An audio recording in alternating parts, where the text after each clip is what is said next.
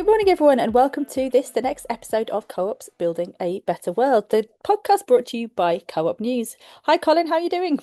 I'm fine, thank you, Rebecca. It's a bit hot and stuffy here, but I know I've been through one heat wave, and it looks like the temperature's going up again this week. So we'll see how that goes.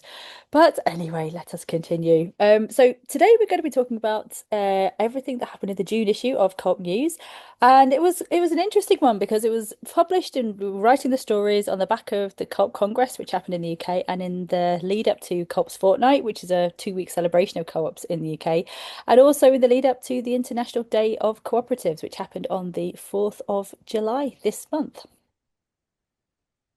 yep, lots of events. My timeline on various social media was full of announcements about various activities. That was good. So the theme for Co-op Day this year was cooperatives for a peaceful world. And we talked quite a lot about conflict over the last few months, Colin. So it's nice to see that theme of peace being really articulated in the International Day, and of course in the theme for the ICA Global Conference, which is happening in Panama in September too. But it was weird. It's a slightly weird one for us because although we were talking about the International Day and Co-op's Fortnight and there was a real celebration, the actual content of Co-op News was fairly finely split down the middle between good news and bad news. We looked at cooperative failures and cooperative successes, and the I guess the strand that went throughout the whole of our thinking throughout this issue was two fairly big stories that we ran. One on the Co-op College in the UK and one on the Uralungal Labour Contract Co-op Society, ULCCS, in India. And both organisations were founded just over 100 years ago on opposite sides of the world, and their stories have got very different endings in 2026. So it's interesting because we are sitting in an incredibly fragile world.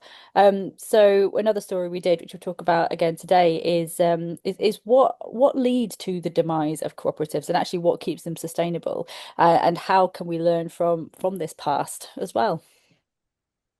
Yeah, I think it's a very appropriate issue to be discussing because cooperatives are not immortal. On the other hand, they tend to be more resilient and long-lived than a lot of private sector organisations, and we'll go into that in a bit more detail because I think there is a gap in the research actually, but there are some things we can say about it already. Brilliant. Okay. Well, Colin, should we start with the good news or the bad news then? Oh, I think bad news, get it out of the way. Okay. Well, the bad news, of course, as a lot of people will know, is what is going on with the Co-op College in the UK. So, as a lot of people will know, the Co-op College was founded well over 100 years ago now to be the educational arm for the co-op movement. It had strong ties to the Co-op Union. It educated people around the world. It did loads of co-op development. And then, got about a month and a half ago now, members voted to dissolve the Co-op College. It was no longer financially sustainable, no longer financially viable. And so, this issue, we worked with a brilliant journalist called Jasmine Owens, who's written for us before, and she did a proper investigation, a real deep dive into what happened at the college. Yeah, and it's a complicated story, and one of the issues that a lot of people have been asking questions about, I attended some of the meetings in the closure process, was that the college had a fairly substantial capital reserves from the sale of their original premises. And that's disappeared over a relatively short period of time. And there's lots of questions about how exactly that happened. And the other issue for me is why on earth has the government allowed this to happen when they're in the process, the British government, this is the new Labour government, of supposedly trying to expand the cooperative and mutual sector and double its size. Why would they allow it to collapse? And by the way, there's an interesting parallel here because uh, we also had in the UK a couple of institutions, the Royal Institute of Public Administration, which is my old field, uh, which was founded at the beginning of the 20th century and had been in existence for nearly 100 years when it was closed down in the 1990s. And all of its assets disappeared, and we can talk a little bit more about that. And we also had the Civil Service College, which was also famous globally and hosted a lot of international training. And that also closed down in the 1990s, late 1990s, um, and was sold off. And again, a load of assets disappeared. So there's been a parallel between what's happened in public administration, public management, and what's happened in the cooperative sector. There are ways around that, and one of the things I was interested in is whether or not they'd really been explored properly. I've seen some very successful examples of new public administration colleges setting up, like ANSOG in Australia and New Zealand, which has been going for, I think, nearly 20 years now, which is a joint venture by 12 New Zealand and Australian universities, the federal government in Australia, three state governments, and the New Zealand government. And that's still going strong. And I think that sort of distributed model where the risk was shared between various institutions can actually work. But obviously, we've missed the chance with the college now. We have, and it's I think what really came across when I was speaking to Jasmine about this, and in the quotes and comments that are included in the piece in Co-op News, and it'll be online as well. It's just how sad everybody is about it. I think there's definitely been, from my perspective, it's felt like a slow motion car crash where everyone could see that stuff's not going right, and no one's ever really pulled the brakes or said, "Okay, this is what we need to do." And that's been an incredibly frustrating thing to witness from the wider cult movement. But there are some fantastic people involved in the organization. I mean, the current chief exec, Jackie, she's done a fantastic job with very limited resources, and she inherited something that is very difficult to manage. But over the last, well, certainly since I've been at Co-op News, so that's gone over 10 years now, the college has had five chief executives. So they've been Yeah. through a lot of different leadership, a lot of different leadership styles, a lot of reorganization. But there is this sense of incredible sadness about this is the way that it's ended. Yeah, but it has ended, and one of the issues is what happens to the assets, the name, a lot of the training materials they've got, and all those sorts of things. And what I definitely would not like to see happen is what happened to the Royal Institute of Public Administration. I was at South Bank University in London when that happened, and I had actually set up a rescue package with some sponsorship from IT companies to basically buy their library, which they had about 70,000 books on public administration and management generally, and a very good computer system. And I was blocked from doing it by our vice chancellor at South Bank at the time, who was a fairly strong Tory who thought public administration was a waste of time. And it was very sad because the library got sold to the University of Birmingham and just completely dispersed, basically, and disappeared. Not to mention the Beatles, who went from RIPA as well. I think like in the conversations we've been hearing, I know that the Cops UK are really interested in looking after them and using them for future generations. And I know other organisations have been talking to them too. Though the Woodcraft folk, for example, Lloyd Russell Moyle at the last members meeting, he was said, he'd be really happy for their organisation to look at looking after it as well. Yeah, I mean, the Heritage Trust is an obvious potential vehicle, although they seem to be having some problems now. And Co-ops UK, I think, is probably going to be the best place because they're also actively uh, providing training and educational for people working in cooperatives and for the general public. So they're the people who probably could make most use of it. But let's talk about the Rochdale Pioneers Museum then, because for those who don't know, the museum is on Toad Lane in Rochdale, and it's literally on the site where the Rochdale Pioneers first opened their first shop that became the model that was replicated, that really gave birth to the modern cooperative movement. Though, of course, cooperation was happening elsewhere around the world, well before that time. But it's an incredible piece of history and heritage that is now facing its own real struggles. But internationally, globally, the Rochdale Pioneers Museum is a place of cooperative pilgrimage. It's even got a replica built in the city of Kobe in Japan as part of the Co-operative College there, which is absolutely wild when you think about it. And so it's a real shame that it's now struggling in a way that could see an end to it, which is absolutely awful.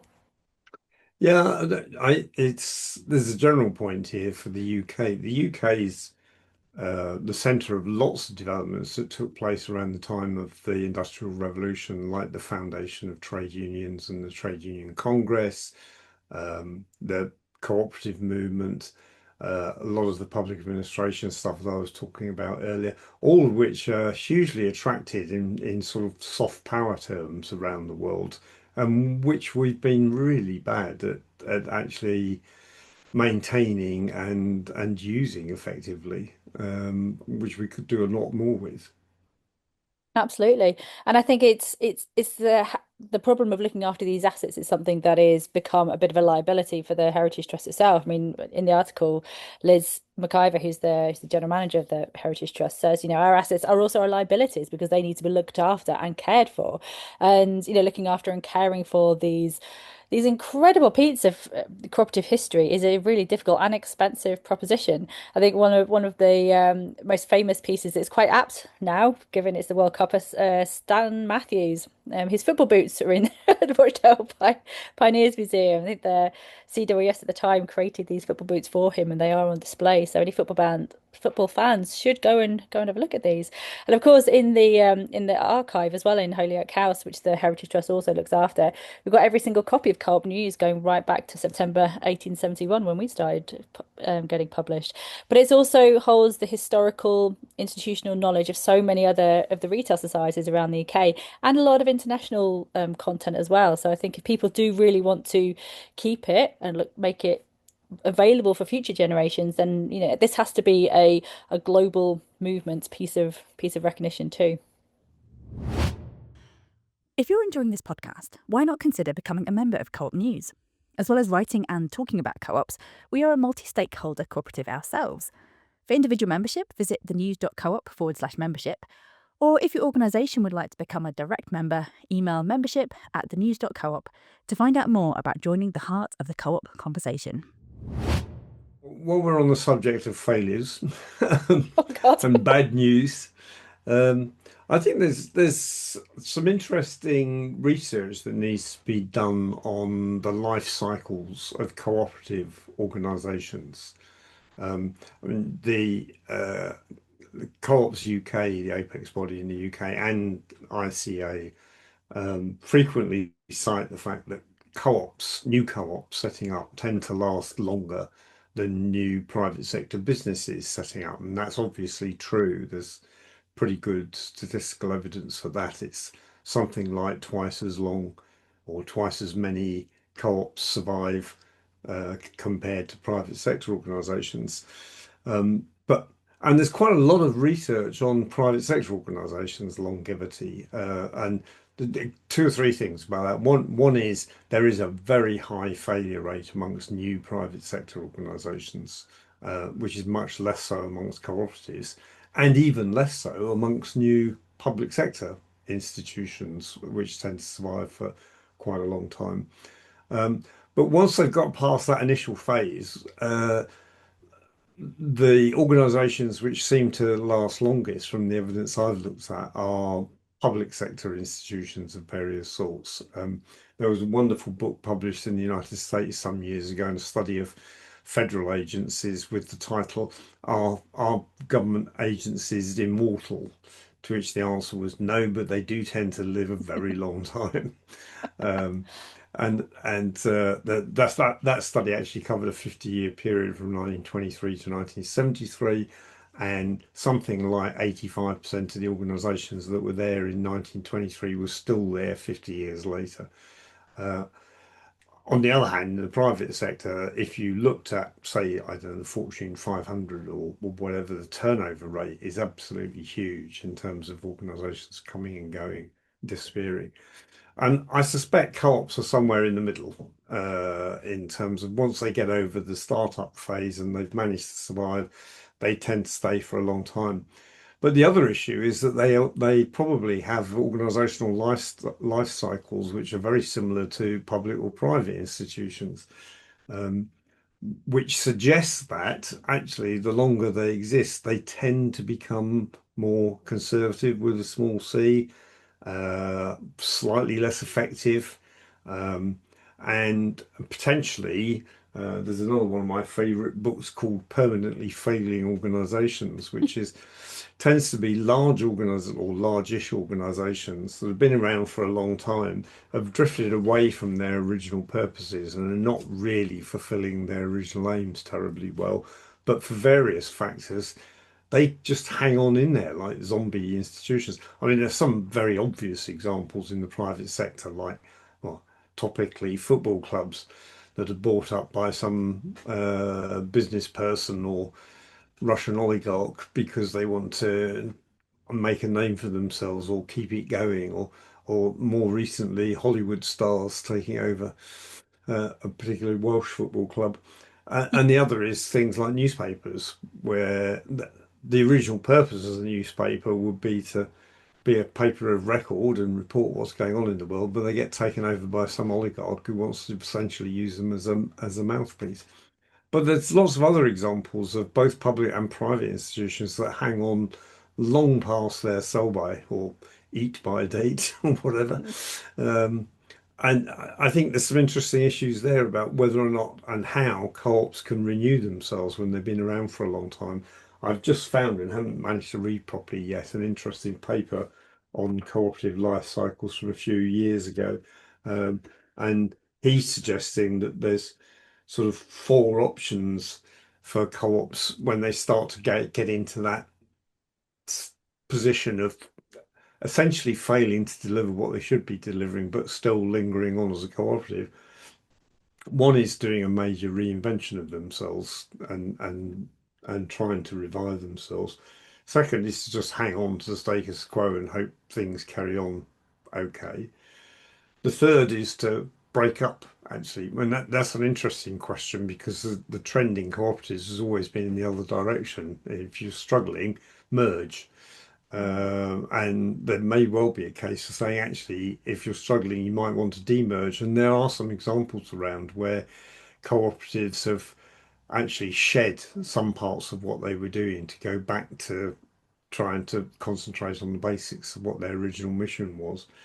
And the last one, which is what's happened in the case of the college, obviously, is to exit, is to simply say, no, this is no longer sustainable, we're going to close down. And that's going to happen sometimes with cooperatives, and there's been plenty of examples in co-op news of that. Um, they tend to be balanced out by new startups, and maybe we'll come back to that a bit later about when we talk about the Co-op Congress in the UK. I think it's really interesting looking at the reasons for co-op failure, and I'm fascinated by those four outcomes as well, Colin. In the June issue, sorry, the July issue of Co-op News, we looked at a piece written by an Argentinian economist called Ricardo E. Girardi, and his paper was called "On the Causes of Cooperative Failure," and it's a brilliant short essay published by Intercoop, which is a cooperative publishing house based in Buenos Aires. It's been going for about 50, 60 years, and they specialize in works that relate to the social economy. And fundamentally, he basically says that the root of failure in cooperatives in particular lies in the loss of conviction and understanding regarding the nature of the cooperative. And I think that that's a really powerful thing to explore, especially when your own organization is starting to struggle. And then you can look back at others who have struggled and go, okay, what's happened here? Why has it happened? What are the bits that have gone wrong? And it's great. What Girardi says is all the different well, he basically outlines all the different internal and external factors. So this could be member conflict, or it could be weak board or poor recruitment. It could be seeing the cooperative identity as a limitation rather than a real strength. It could be the overconfidence of its leadership. But then, of course, you've got all the external factors as well. You've got global pandemics, you've got the 2008 financial crash. So there's lots of competing issues. But one thing that comes across really powerfully for him is the fact that actually don't forget the co-ops that haven't worked because they put loads of work into being a cooperative. A lot of them were very successful. Learn from what they didn't do, and he has a brilliant quote from it's a French economist and historical Charles Guide, who's the uncle of the author Andre Guide, who some of you may know. He believed that cooperativism is defined not by the absence of failure, but by the capacity to learn from it. And he actually spoke at the 1893 Congress of Cooperative Societies, and he said, even the co-op societies that perished did not die in vain. They served the cooperative cause effectively through the lessons they left us. So don't forget to salute the co-ops that disappeared. They are entitled to our recognition and even to our homage. So it's an interesting Absolutely. thing to learn from. Yeah, back in January, readers may remember we had an interesting exploration of co-ops in Japan by Henry Mintzberg, who's a very famous Canadian organizational theorist. One of the things Henry's been talking about for years is the fact that uh, we've tended to lump all organizations together under an umbrella that says management is management is management, and it's all the same whether you're operating in the public sector or the private sector or the social sector or the cooperative sector. Um, and some big cooperatives in particular have been guilty of that and bringing in people from the private sector who don't necessarily understand the cooperative ethos and think that you can just apply generic management to any circumstances. And Henry's been saying for years that actually the best managers are the ones that really thoroughly understand their business and its culture and its ethos, and that going back to the issue of the cooperative college, actually having things like a college which brings together cooperative managers and helps them to share their experiences and understand what makes cooperatives work well, as opposed to other forms of organisations, is extremely important and can get all too easily lost. Right, Colin, let's move on to some good news because one place where the culture and ethos of the executives and the leaders does really play into its cooperative strength is the Uralungal Labour Contract Cooperative Society, ULCCS, which is one of the most celebrated worker co-ops in India, and it's also the oldest as well. It was founded in Kerala in 1925 under a social reformer, and it began with just 14 members and about 13 cents of US dollars of equivalent in capital, which is not a lot of money. And now it's absolutely huge. It's the largest worker cooperative in India, if not the world. And it's got over 13,000 worker members. It's got another 19,000 workers and a turnover of 220 million pounds, which is about 300 million US dollars. So I had a fantastic conversation with the chief project officer at ULCCS, a guy called Kishore Kumar. And Kishore Kumar is actually also the name of a very, very famous Indian singer and actor. So if you look him up, look up Kishore Kumar ULCCS, and you'll get the right Kishore.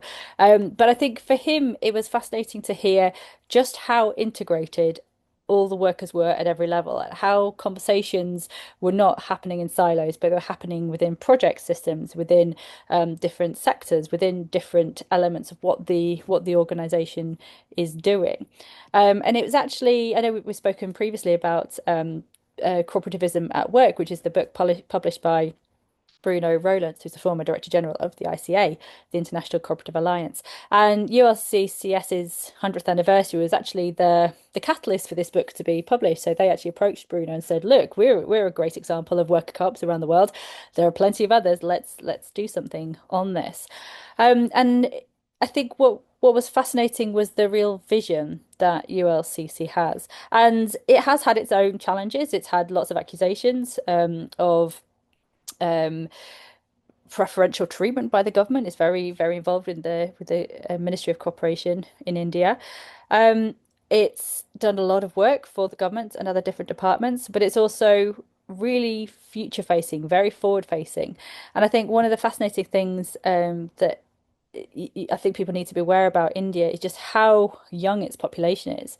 I think about half of its population are under the age of 30, I think, and about a quarter of the population are under the age of 15. So it's a hugely growing mushroom population, but also it has a population that are going to be looking for different types of jobs. So ULCCS began its life doing a small labour contract work. So building fences, building ditches. Now it's building these huge pieces of infrastructure, massive motorways, roads. They've built a huge seawall at Chalanam. It's a huge coastal protection initiative in Kerala.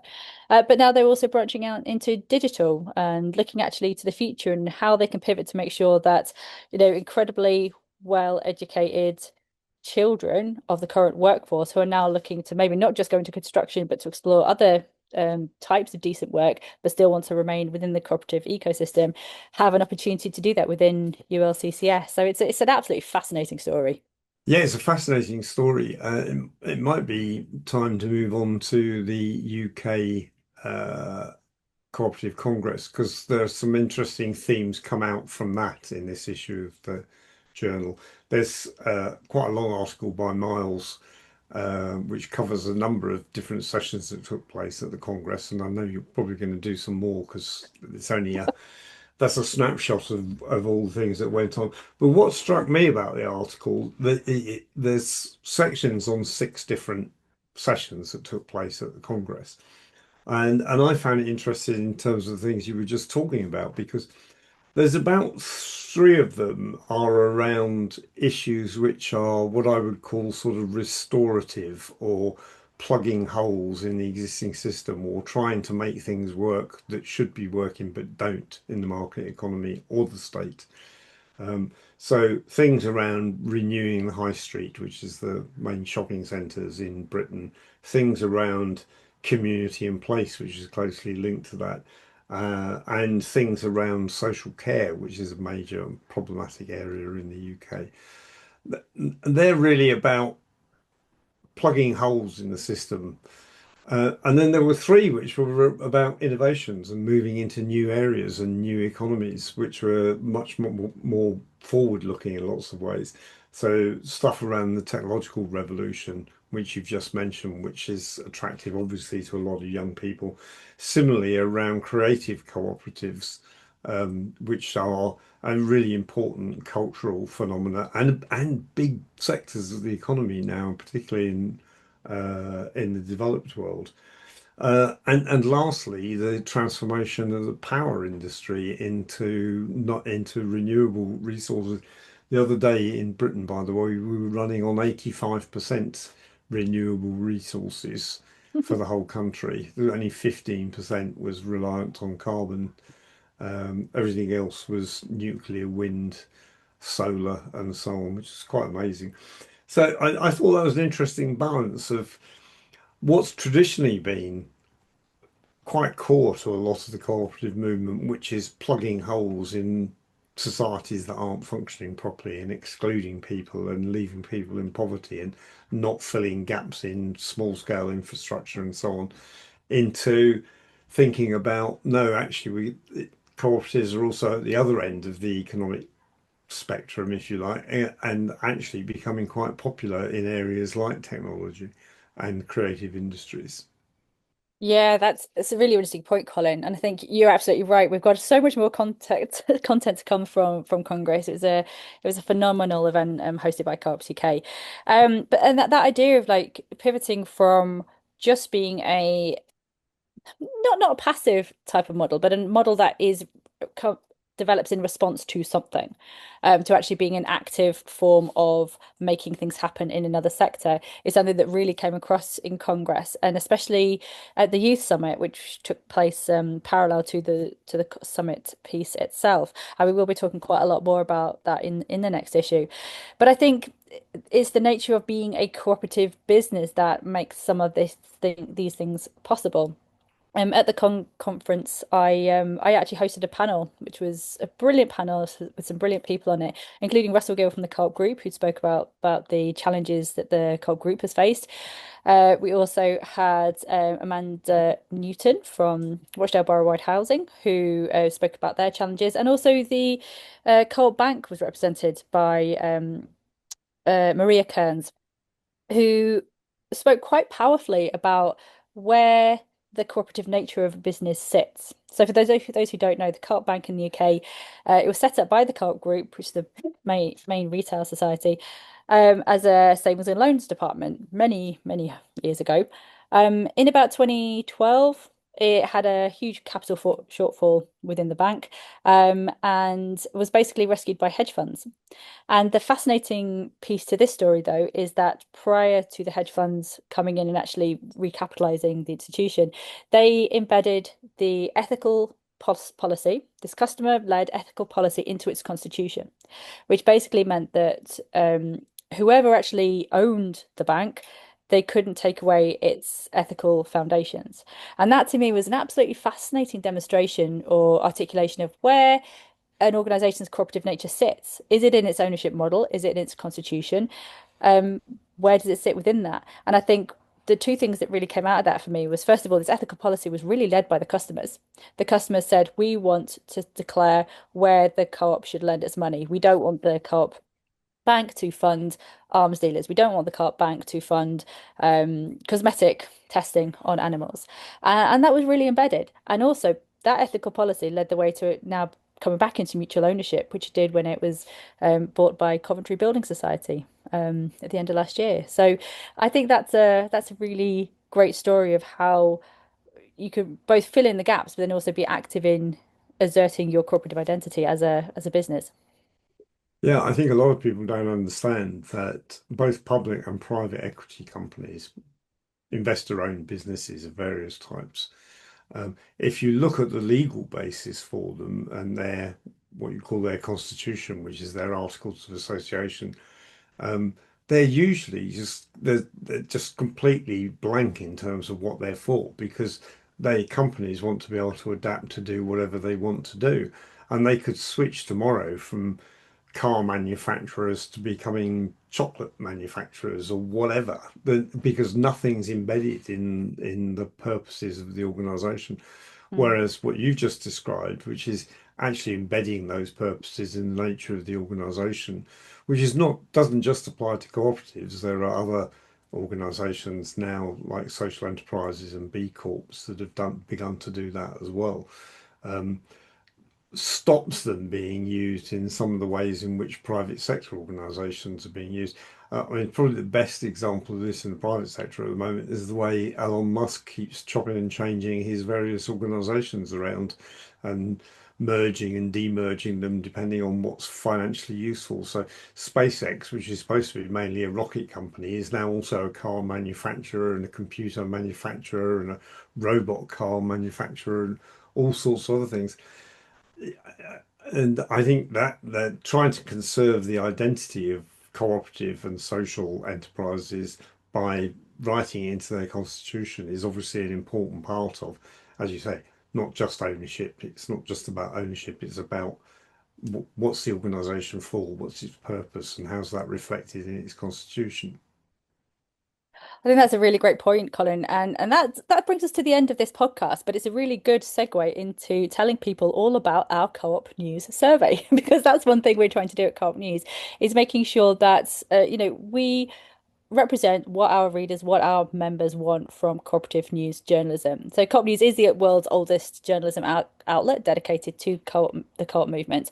And we'd love to understand how our readers, how our listeners, how our members use our journalism and what value it brings to your life and work. So I'd really encourage everyone to take part in the survey. You can find it at thenews.coop/survey, and we'll include it in a link. We'll include a link to it in the podcast notes as well. But meanwhile, thank you everyone for listening. Take care, have a lovely week, and keep on cooperating.